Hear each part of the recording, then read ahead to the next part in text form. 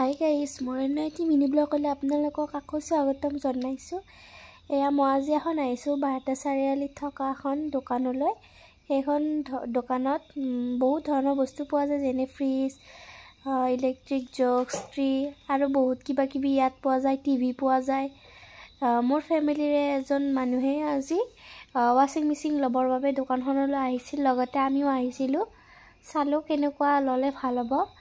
এইটো হ'ল ৱাশ্বিং মেচিন আমি ল'লোঁ। এইটো কিমান পৰিছে দাম আপোনালোকে কমেণ্ট কৰি জনাবচোন। আমি বাৰু জানোৱেই দিয়কচোন কিমান পৰিছে, তথাপিও আপোনালোকে এটা গেষ্ট কৰি কেনে ক'বচোন এইটোত কিমান দাম হ'ব। এই ভিডিঅ'টো শেষৰ ফালে আপোনালোকক দেখুৱাম যে ৱাশ্বিং মেচিন কেনেকৈ ব্যৱহাৰ কৰিব পাৰি। আপোনালোকে ভিডিঅ'টো শেষলৈ চাব। এয়া এজন মানুহ আমাৰ ঘৰত আহিল লগাবলৈ, তেখেতে সকলো শিকাই দিব। আপোনালোকে শুনি থাকক। যদি আপোনালোকে বিচাৰে যে ৱাশ্বিং মেচিন কেনেকৈ ব্যৱহাৰ কৰিব পাৰি, আপোনালোকে চাওক। ধন্যবাদ।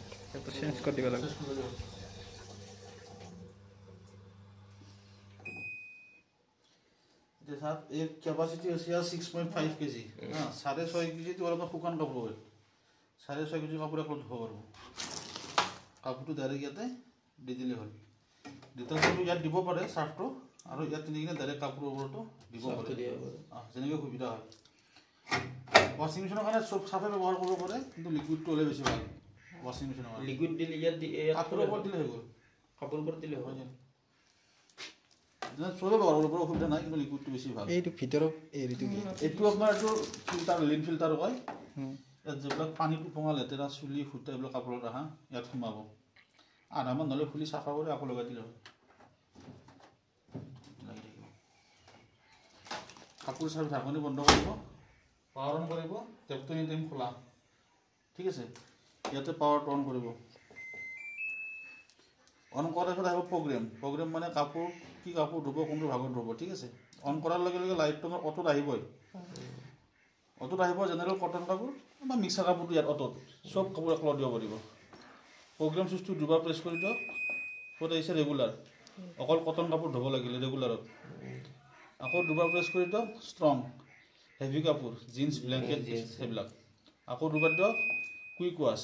কুইক ৱাছ আৰু অটোৰ মাজত ডিফাৰেঞ্চ নাই, ইয়াতো চব কাপোৰ দিব পাৰোঁ, কিন্তু সময়ত ডিফাৰেঞ্চ ইয়াত। 29 মিনিটত কি চব কাম কৰি দিব, বেছি লেতেৰা কাপোৰ নহয় আৰু। আকৌ দুবাৰ প্ৰেছ কৰি দিয়ক ৰিন্স অনলি, অকল যদি পখালিব বিচাৰে ইয়াত। আকৌ দুবাৰ দিয়ক স্পিন অনলি, বাহিৰত ধুইছে পখালিছে অকল শুকাব বিচাৰে, ইয়াত আনি কিনে ষ্টাৰ্ট কৰি দিলে অকল শুকোৱাটো হৈ যাব। কিন্তু বাকী এইবিলাকতো অট'মেটিকলি গোটেইখিনি হ'ব, ধোৱা পখলা হোৱা গোটেইখিনি হ'ব। ইয়াত আমি দুবাৰ প্ৰেছ কৰিলে কি পাইছিলোঁ, নেক্সট প্ৰগ্ৰেম। ঠিক আছে, ইয়াতে আমি একবাৰ প্ৰেছ কৰি দিম, এই চকটো অন হ'ব।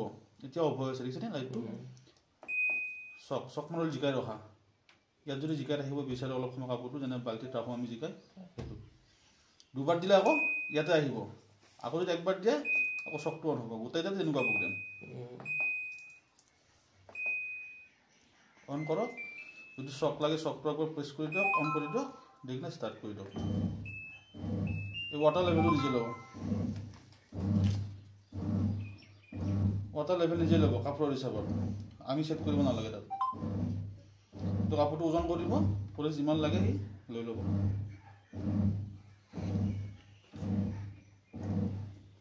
বুজি পালে? একদম চিম্পল। পাৱাৰ অন কৰক, অটোত যদি ধুব লগা আছে চিলেক্ট হৈ আছে, যদি চক অন কৰিব লাগে চকটো একবাৰ এইটো প্ৰগ্ৰেমটো একবাৰ প্ৰেছ কৰি দিয়ক, নালাগে যদি ডাইৰেক্ট ষ্টাৰ্ট কৰি দিয়ক। চিম্পল। টাইমটো কিমান মান থাকে? প্ৰগ্ৰেম হিচাপত টাইম আছে।